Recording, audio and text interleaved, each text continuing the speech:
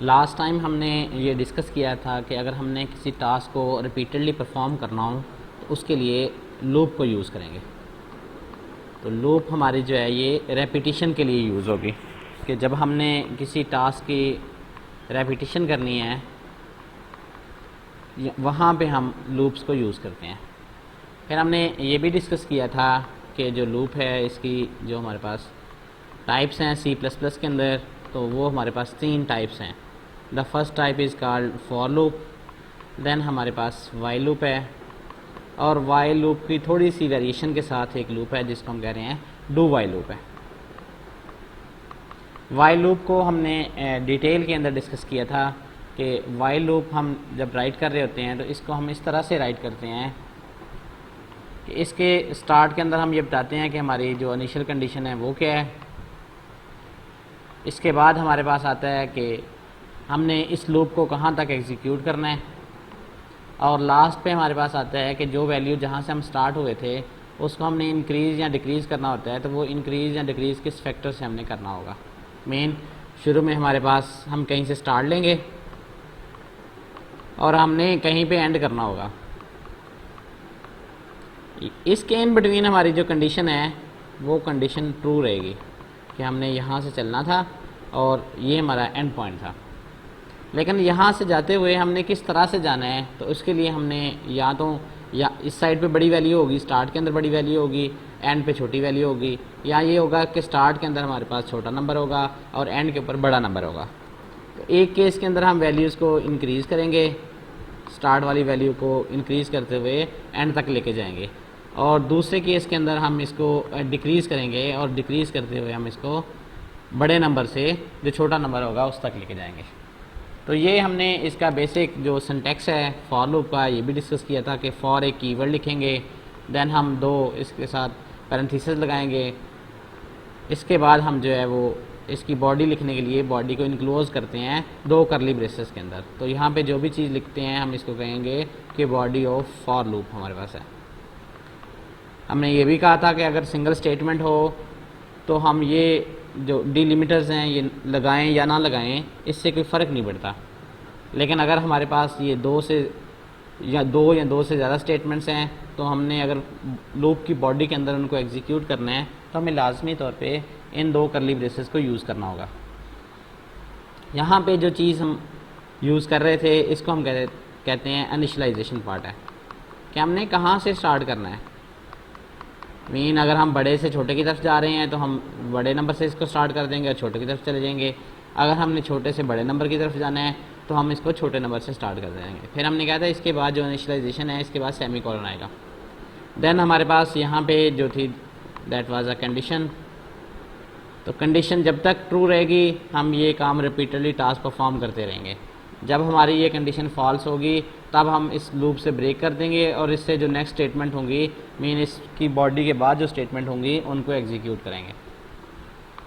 इसके बाद हम ये बताते हैं कि इस वैल्यूज़ को हमने इंक्रीज़ करना है या हमने इसको डिक्रीज़ करना है। तो इंक्रीज़ और डिक्रीज़ के लिए अगर हमने बाय 1 करना हो तो उसके लिए हमने इंक्रीमेंट और डिक्रीमेंट को ऑलरेडी डिस्कस कर लिया है कि अगर मैं कहता हूँ कि आई प्लस प्लस इट मीन्स कि आई की जो भी प्रीवियस वैल्यू है इसके अंदर आपने एक ऐड करना है।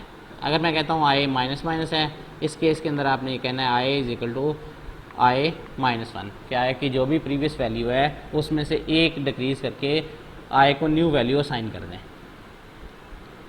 अच्छा, यहाँ पे हमारा एक क्वेश्चन ये आता है कि फॉर लूप भी हमारे पास एक लूप है जो रिपीटेडली काम कर रही है, इसी तरह वाइल लूप भी है, और इसी तरह हमारे पास जो है वो डू वाइल लूप भी है। अब इन तीनों लूप्स के अंदर फ़र्क क्या है कि यहाँ कहाँ पे हम फॉर लूप को यूज़ करेंगे, कब हम वाइल लूप को यूज़ करेंगे और कब जो है हम डू वाइल लूप को यूज़ करेंगे। अब इस केस के अंदर हम ये कहते हैं कि फॉर लूप हम जो रिकमेंडेड वे है उस जगह पे यूज़ करते हैं जहाँ पे हमें एग्जैक्ट नंबर ऑफ़ रेपिटेशन पता होती हैं, कि एग्जैक्ट नंबर ऑफ़ रेपिटेशन या इटरेशन हमें पता होती हैं, वहाँ पे हम फॉर लूप को यूज़ करेंगे। इसी तरह हमारे पास जो सेकंड है वाइल लूप है। वाइल लूप ये हम कहते हैं कि हमने रिपीटेडली कोई टास्क पूरा करना होगा लेकिन हमें ये नहीं पता होगा इन एडवांस ये किसी कंडीशन पे डिपेंड करता है कि वो जब तक ट्रू रहती है तब तक हमने वो काम करना होगा। मेन हम एडवांस के अंदर जहाँ पे इटरेशंस नहीं निकाल सकते हैं वहाँ पे जनरली रिकमेंडेड ये है कि आप वाइल लूप को यूज़ कर लें। फिर हमारे पास फ़र्क क्या है वाइल लूप और डू वाइल लूप के अंदर क्या फ़र्क है? तो वाइल लूप और डू वाइल लूप दोनों के अंदर जो है वो थोड़ा सा डिफरेंस ये है कि जो डू वाइल लूप है इसमें हम जो बॉडी है लूप की ये पहले लिखते हैं, फिर हम बताते हैं कि इसकी कंडीशन क्या है। मीन ये जो बॉडी है एक दफ़ा लाजमी चलेगी। तो डू वाइल लूप जो है इन जनरल हम कहते हैं 1 और मोर टाइम एग्जीक्यूट होती है। ये अक्सर MCQs के अंदर पूछ लिया जाता है कि वाइल लूप और डू वाइल लूप के जो एग्जीक्यूशन है ये कितनी दफ़ा होती है। तो हमारे पास जो डू वाइल लूप है 1 और मोर टाइम एग्जीक्यूट होती है।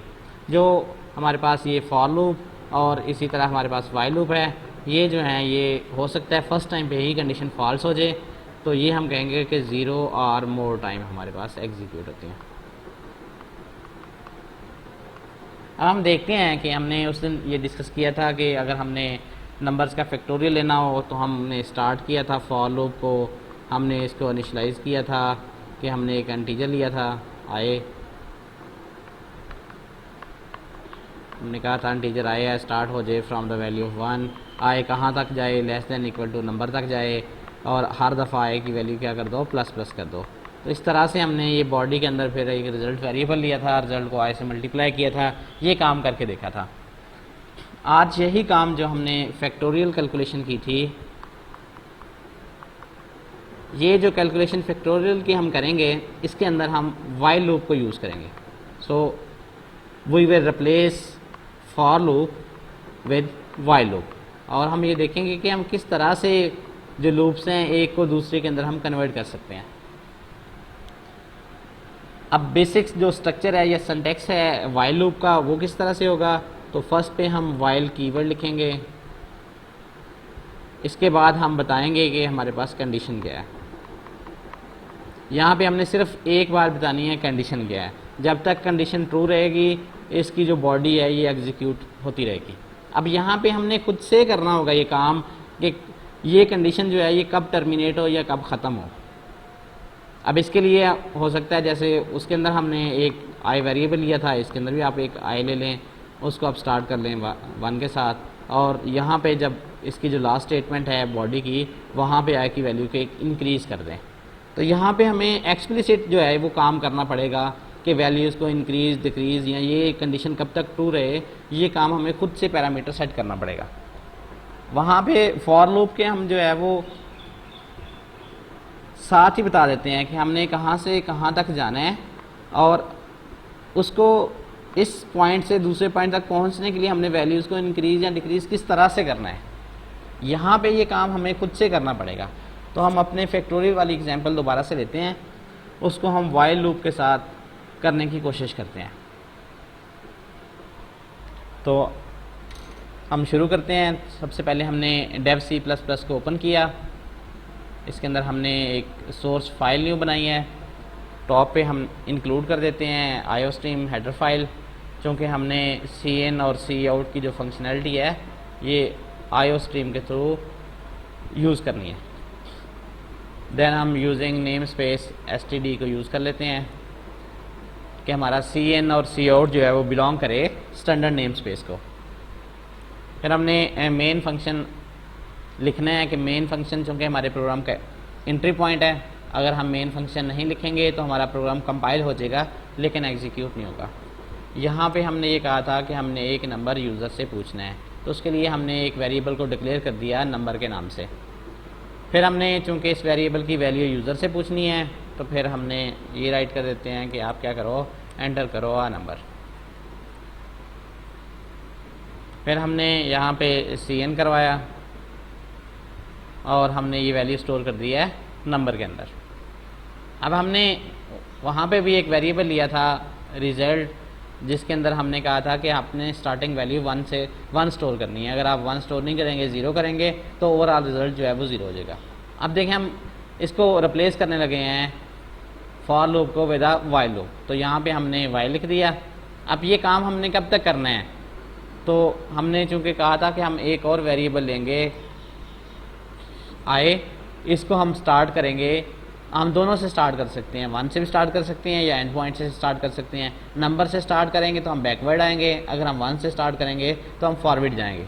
तो आज हम इसको नंबर से स्टार्ट कर लेते हैं कि जो आएगी शुरू वाली वैल्यू है ये हमारे पास जो है नंबर के इक्वल हो जाए। अब हमने ये काम कब तक करना है, तो हमने ये काम तब तक करना है जब तक आए कि हमारी जो वैल्यू है ये हमारे पास रहती है greater than or equal to 1 रहती है। तो हमने ये वाला काम जो है ये टास्क परफॉर्म करना है।